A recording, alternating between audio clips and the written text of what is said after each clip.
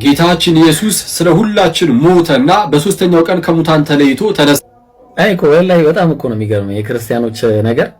አምላክ ሞተ ይለናል ጋይስ፣ አምላክ ሞተ፣ ጌታችን ሞተ ይለናል።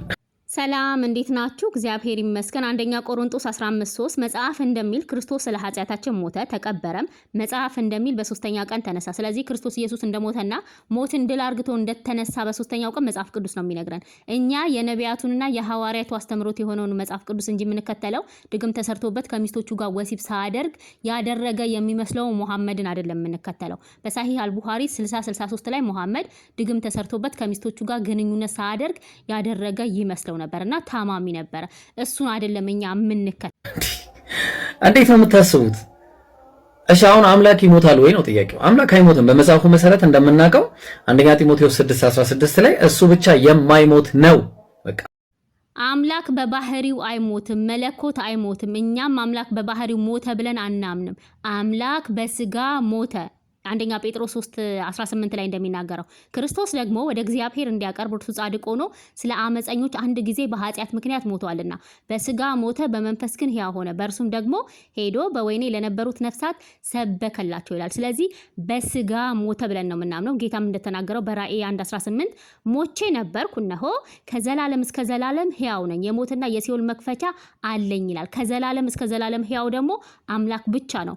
መዝሙር 90:2 ተራሮች ሳይወለዱ ምድርም ዓለምም ሳይሰሩ ከዘላለም እስከ ዘላለም ድረስ አንተ ነህ ይላል። ከዘላለም እስከ ዘላለም አምላክ ብቻ ነው። ጌታም እንደተናገረው እነሆ ከዘላለም እስከ ዘላለም ድረስ ሕያው ነኝ እንዳለው ማለት ነው። ስለዚህ አምላክ ብቻ ነው ከዘላለም እስከ ዘላለም ሕያው።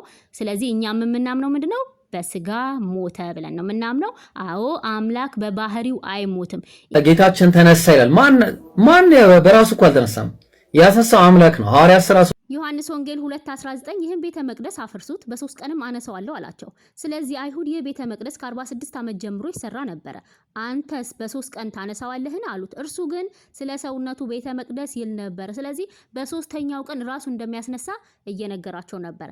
ዮሐንስ ወንጌል 10:17 ነፍሴን ደግሞ አነሳት ዘንድ አኖራለሁና ስለዚህ አብ ይወደኛል፣ እኔ በፍቃዴ አኖራታለሁ፣ እኔ በፍቃዴ አኖራታለሁ እንጂ ከኔ ማንም አይወስዳትም። ለአኖራት ስልጣን አለኝ፣ ደግሞም ላነሳት ስልጣን አለኝ። ይህ ትእዛዝ ከአባቴ ተቀበልኩላል። ስለዚህ ራሱ በስልጣኑ እንደሚነሳ አስቀድሞ እየተናገረ ነበረ።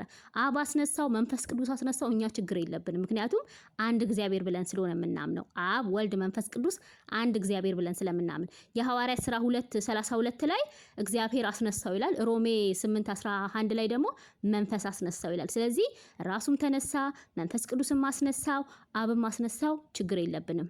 አንድ አምላክ ብለን ነው 13:34 ላይ እንደገና ወደ መበስበስ እንዳይመለስ ነው ያስነሳው። ራሱ አየው ከሙታን አስነሳው ይላል። ወደ ለምን እንዳይበሰብስ ሲጀመር ሐሳቡ ምን እንደሆነ እንኳን አልገባም። እንደገናም ወደ መበስበስ እንዳይመለስ ከሙታን እንዳስነሳው እንዲህ የታመነው የዳዊትን ቅዱስ ተስፋ ሰጠዋለሁ። አስቀድሞ ዳዊት ትንቢት ተናግሯል፣ ያ ተፈጻሚነት እንዳገኘ ኢሳይያስ 55:3 እና መዝሙረ ዳዊት 16:10 ላይ ነፍሴ በሲኦል አትተዋትም፣ ቅዱሱ መበስበስን ያይ ዘንድ አትተውም። እግዚአብሔር ለዳዊት የገባለትን ቃል ኪዳን በክርስቶስ እንደተፈጸመ እየተናገረ ነው።